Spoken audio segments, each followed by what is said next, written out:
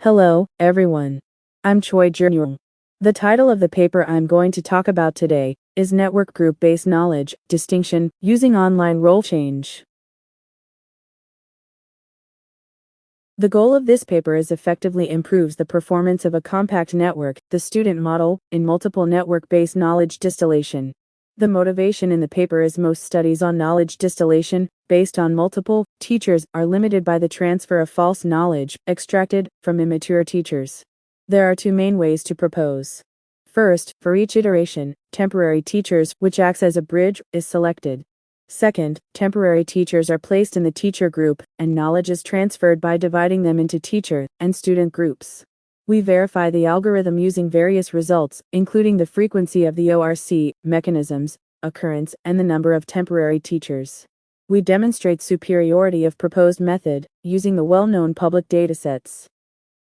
Knowledge distillation is one of the model compression techniques using transfer learning. Train a small and shallow network through the guidance of a big and deep network. There are two main points of knowledge distillation. First, how to increase learning efficiency from the view of the student network. Second, how to effectively create the good knowledge to be taught from the view of the teacher network. There are for motivation. Big and deep models do not always show good performance in all categories. Many multiple network-based case studies have been suffered by immature teacher knowledge. We designed it to alleviate model capacity gaps by applying a temporary teacher to act as a bridge. In each iteration, the relatively immature teacher is transferred to the student group to minimize the transfer of false knowledge. There are two steps here. The first is selection of temporary teacher. First of all, selection of temporary teacher is the process of selecting a network that has a relatively similar performance difference to the pivot teacher in a mini batch. We feed mini batch samples to all models. The model is then ranked based on supervision loss to select the model with the smallest value as the temporary teacher. The second is intensive teaching. The process involves extracting samples that are difficult for the student model to classify.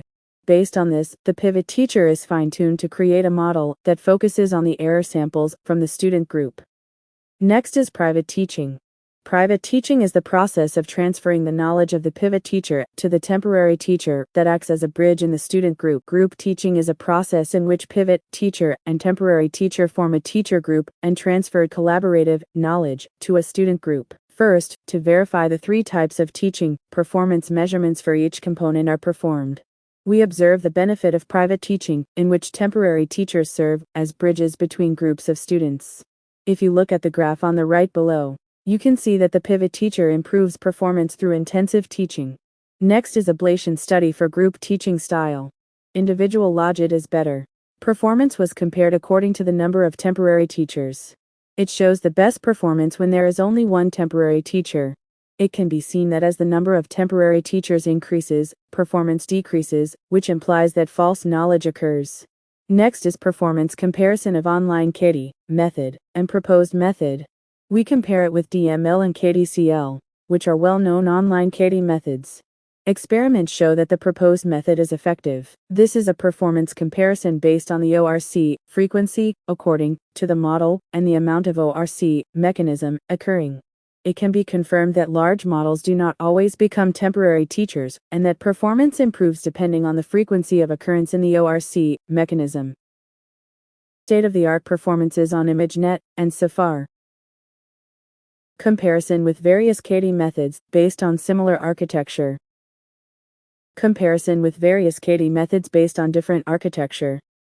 Our contribution proposes achieving effective training performance through three types of teaching methods and, unlike existing KD frameworks, replacing fixed teachers with variable teachers. Thank you for watching our video.